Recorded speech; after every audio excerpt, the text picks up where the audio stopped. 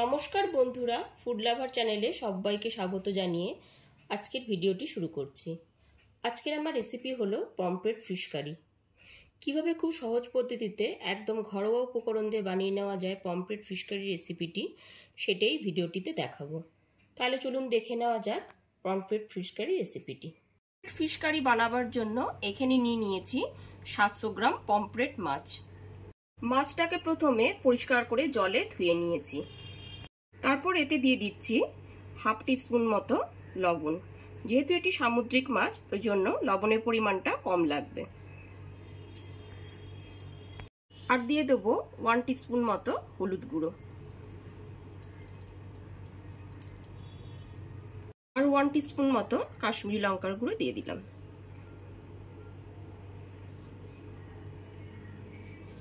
লবণ, হলুদ আর লঙ্কার গুঁড়ো দিয়ে মাছটাকে খুব ভালো করে মাখিয়ে নেব।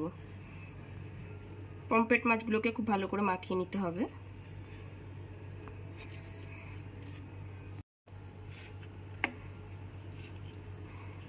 দশ মিনিটের জন্য মাছগুলোকে লবণ, হলুদ আর লঙ্কার গুঁড়ো দিয়ে মাখিয়ে রেখে দেব।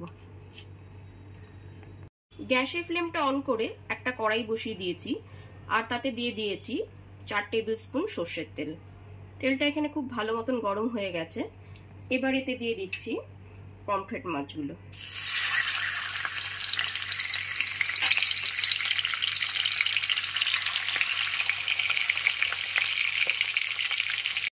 গ্যাসের ফ্লেমটা হাইতে করে দিয়ে সমস্ত মাছগুলোকে উল্টে পাল্টে খুব ভালো করে ভেজে নিতে হবে। সমস্ত মাছগুলোকে এরকম একে একে গ্যাসের ফ্লেমটা হাইতে করে ভেজে নেব। সমস্ত মাছগুলোকে ভেজে একটা প্লেটে তুলে নিয়েছি। মাছ ভাজার ওই একই তেলের মধ্যে ফোড়নে দিয়ে দেব 1 টিস্পুন মতো গোটা জিরে আর শুকনো লঙ্কা। গ্যাসের ফ্লেমটা লোতে রেখে 30 থেকে 40 সেকেন্ড ধরে ফোড়নটা ভেজে নেওয়ার পর এর মধ্যে দিয়ে দিচ্ছি 2টো মিডিয়াম সাইজের পেঁয়াজ বাটা। গ্যাসের ফ্লেমটা লো টু মিডিয়ামে রেখে পেঁয়াজ বাটাটাকে খুব ভালো করে কষিয়ে নিতে হবে।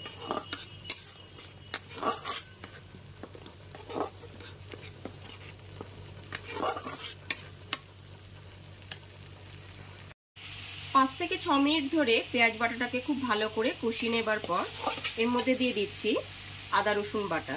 এখানে 2 টিস্পুন আদা রসুন বাটা দিয়ে দিলাম। আদা রসুন বাটাটাকেও 5 থেকে 6 মিনিট মিডিয়াম ফ্লেমে পেঁয়াজটার সঙ্গে খুব ভালো করে কষিয়ে নিতে হবে। আদা রসুন বাটাটাকেও 2 থেকে 3 মিনিট মিডিয়াম ফ্লেমে ভালো করে কষিয়ে নিয়েছি। এরপর এর মধ্যে দিয়ে দিলাম 1 টিস্পুন জিরের গুঁড়ো, 1 টিস্পুন ধনের গুঁড়ো, 1 টিস্পুন হলুদ গুঁড়ো আর 1 টিস্পুন কাশ্মীরি লঙ্কার গুঁড়ো।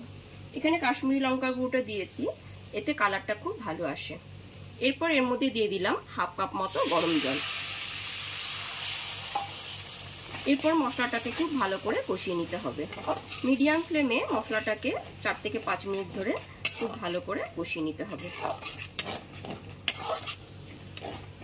সমস্ত মশলাগুলোকে খুব ভালো করে 5 থেকে 6 মিনিট ধরে লো টু মিডিয়াম ফ্লেমে কষিয়ে নিয়েছি।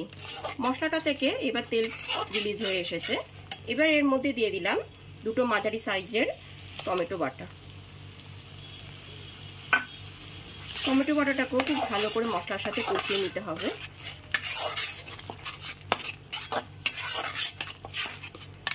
মিডিয়াম ফ্লেমে টমেটো বাটাটাকে 5 থেকে 6 মিনিট ধরে খুব ভালো করে কষিয়ে নিতে হবে।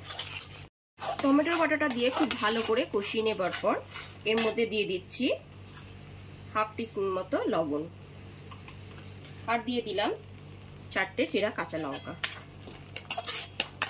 লবণটাকে খুব ভালো করে মশলার সাথে মিশিয়ে নিতে হবে।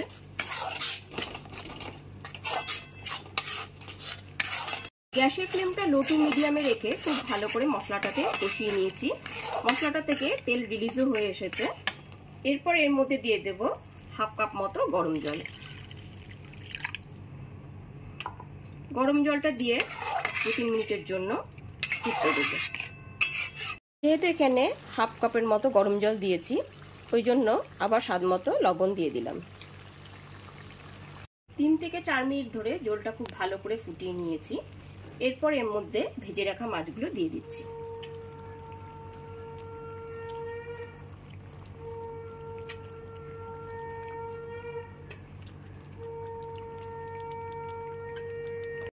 ভেজে রাখা মাছগুলো দেওয়ার পরও 2 থেকে 3 মিনিট ভালো করে ঝোলটা আবার ফুটিয়ে নেব। এরপর হাফ টিস্পুন মতো গরম মশলা গুঁড়ো ছড়িয়ে দিলাম। এরপর গ্যাসের ফ্লেমটা অফ করে দিলাম। ব্যাস, এবার একদম রেডি হয়ে গেছে আমার পমফ্রেট ফিশ কারি রেসিপিটি।